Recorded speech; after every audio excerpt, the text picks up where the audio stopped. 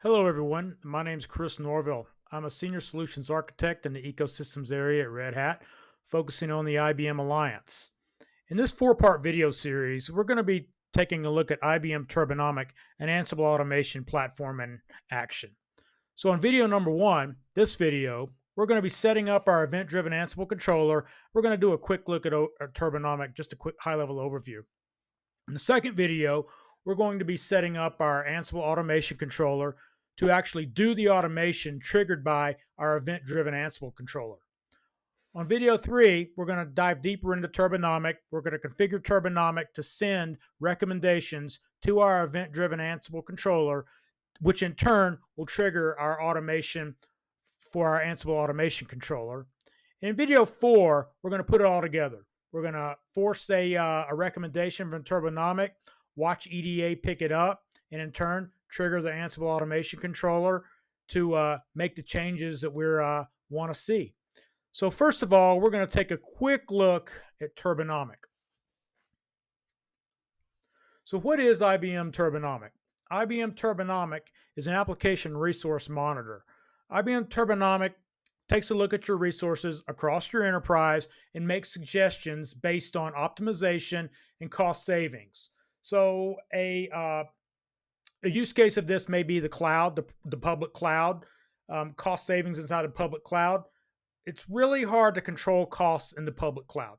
Once you're out there, and you're kind of at the mercy of the cloud providers, or you have to be very vigilant on your resource usage, turning off things when they're not being used, scaling down, scaling up when needed. And this is where IBM Turbonomic comes into play.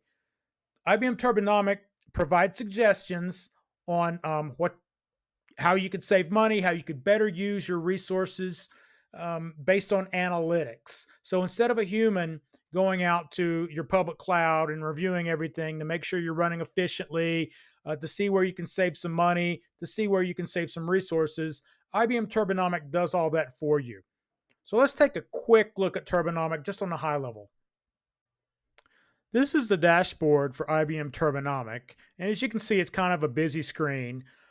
What Turbonomic is doing here is it's recommending actions based on the analytics it's performed. So in our case, we're going to be looking at scaling actions.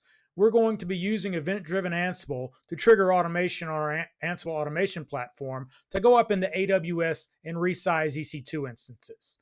So let's go take a quick look at this. So we have some scaling actions here, and we have some virtual machines. And Turbonomic is making recommendations on these virtual machines. Now, I don't own all these machines. I own a couple of them that we're going to be working with. But just to give you an idea, what Turbonomic is recommending here, it's saying, hey, this EC2 instance right here is running on an M5 4 extra large. If you scale that to an M5 4 extra large, you can save $500 a month.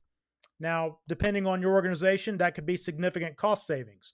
If you have 100 of these machines where you can save $500 per machine, that is significant cost savings. So these are recommendations right now.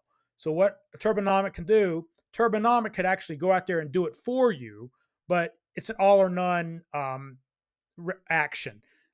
So where Ansible comes in is it can piece together your ITSM requirements, backups, it can schedule it, it can get all the necessary approvals based on, ServiceNow tickets.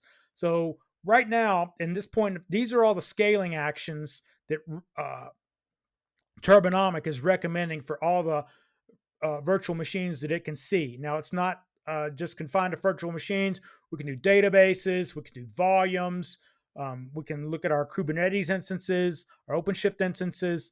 But right now, we're going to keep it simple, and we're going to stick to EC2 instances. So what we're going to do right now is we're going to go over to our EDA and our event-driven Ansible, and we're going to take a quick look at our rulebook. Okay, so this is our event-driven Ansible rulebook that we're going to be loading into our event-driven Ansible controller. So we're going to look at this real quick. So this rulebook is going to be listening for actions from Turbonomic. So as you can see right here, this is in YAML format. So the same thing you would recognize as from your Ansible playbooks, just a little bit different indentations a little bit, different keywords. So we have our Turbonomic Actions playbook here, or rulebook up here, and we're saying we're going to be listening for webhooks on our host on port 5000. So the rules that we have, so Turbonomic is going to send a JSON blob to us on their recommendations. We're going to take that JSON blob and we're going to match it against certain criteria. So in this instance, I've called the rules the AWS scaling playbook for EC2. So what I'm saying, when the recommendation comes in from Turbonomic, we're going to take that JSON blob and we're going to interrogate it, and we're going to look, does it match certain criteria? In this case, I want to make sure that the action type is a scaling action, so it's set to scale. I want to make sure that the class name is a virtual machine, and I want to make sure that the environment type is a cloud, which is our AWS cloud. And then I also want to make sure that the discovered type is AWS. So if this is an EC2 instance in AWS and it's a scaling action that meets all the criteria, then I'm going to continue to trigger my action. Now my action is going to trigger a job template on our Ansible controller, or Ansible automation controller. We're going to look at that in the next video. But it's going to trigger a template called Turbonomic EDA scaling, and it's going to send it some extra variables. So we're going to drill down into our JSON blob that we've received from Turbonomic, and we're going to extract out our instance type, our instance ID, and what EC2 region we're operating in. Now with that information, we're going to send that over to our Ansible automation controller, and it's going to perform the automation based on these parameters. So let's go ahead and let's get this rulebook loaded up into our Event Driven Ansible controller. So here I am at our Event Driven Ansible controller, and the first thing I want to do is I want to create a project. I want to give the project a name, so I'm going to call it Norville EDA. I'm going to give it a description, and I'm going to call it Turbonomic EDA Rulebooks, and I'm going to point it to my GitHub, and I'm going to go ahead and I'm going to create the project. So after I've created the project, I want to go ahead and I want to define a rulebook activation. So I'm going to go ahead and I'm going to create my rulebook, and I'm going to name this Turbonomic Webhook 5000 because I'm going to be listening on port 5000. So that's where all the events I'm going to be listening for. So port 5000, just the easy way to keep track of it. I'm going to call this EDA Rulebooks, and I'm going to call it for scaling AWS. And I'm going to choose my project, and I'm going to choose my EDA Turbonomic rulebook, and I'm going to select a decision environment that has everything I need to run, and I'm going to create the rulebook activation. So as you can see, we're starting here.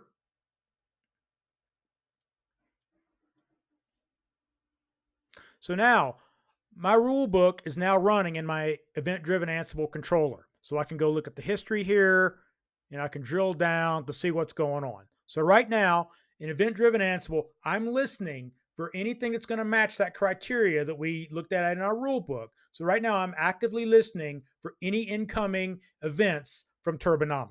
So I can go ahead and test this just to make sure that I'm listening. And here, wait. So again, I can test this real quick to make sure I can at least receive it. Now, none of the tests that I send to it are going to match the criteria, so it's just going to be ignored. But this is a good way to make sure that we're actively listening, and if EDA is picking up incoming requests. So I've got the history pulled up here, and off screen what I'm doing is I'm sending some curl requests with some empty JSON. I'm just letting that run. And that way, when this updates, I can tell that the curl command is hitting our event-driven Ansible, and it is triggering. However, again, it's not matching criteria. So this tells me that my EDA source rulebook is ready to go. It's listening on port 5000, and it's ready to accept connections, and ready to again, it's got to match certain criteria as we specified in our rulebook. But I know that now we're listening, and I can now start to configure my Ansible automation controller. So let's go take a look at Ansible automation controller. Actually, that's in the next video. So in this video, what we did is we reviewed our Ansible rulebook. We looked at the criteria that we're going to match. We looked at the automation that we're going to kick off if the criteria is matched. We loaded this rulebook into our Event Driven Ansible controller, and we activated the rulebook. So now we're ready to go. We're actually ready to receive input from Turbonomic to do something intelligent with it, whether it's open up a ServiceNow ticket to actually go out and do the recommended automation or the recommended scaling actions. This is something where Ansible shines. So please join me in the next video as we load up our Ansible automation controller. We get our playbooks ready for automation. So I'll see you there. Have a good one.